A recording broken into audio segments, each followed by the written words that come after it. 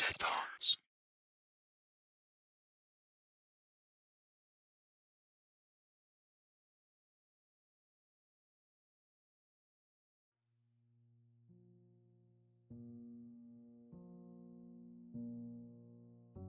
I had managed to keep a healthy skepticism of ghosts, ghouls, and all things supernatural until I was 28.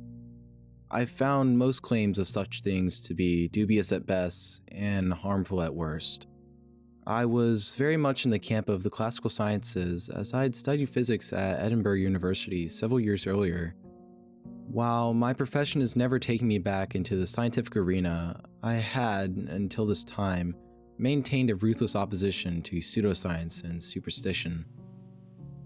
My friends often wonder about the change they saw in me at the time. What surprised them was that it wasn't a slow, steady change of heart, but rather a complete turnaround overnight. A transformation, if you will. It may have appeared as if it occurred so very quickly, but in fact, it happened over a slightly longer time scale. 2 weeks to be precise. It was February. In fact, it was the week of Valentine's Day. Around this time, I was going through a socially isolated phase. It's something which often happens in the bleak Scottish winters, where I become increasingly wrapped up in my own loneliness and passing bitterness at those who fit in.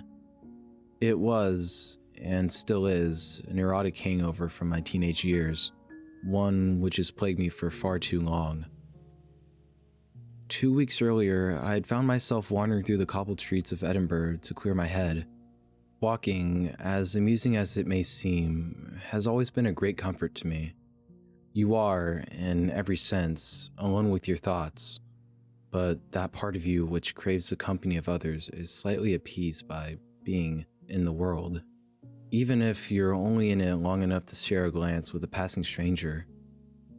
Edinburgh is a very old city and has remarkably kept much of its former self.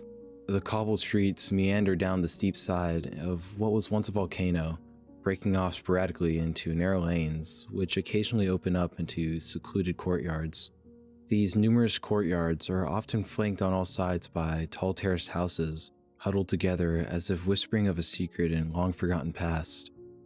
The impressiveness of Edinburgh City is often lost on those who have lived there long enough to find beauty commonplace.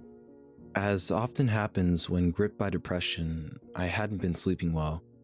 I had finished work the previous evening around 5 p.m., and while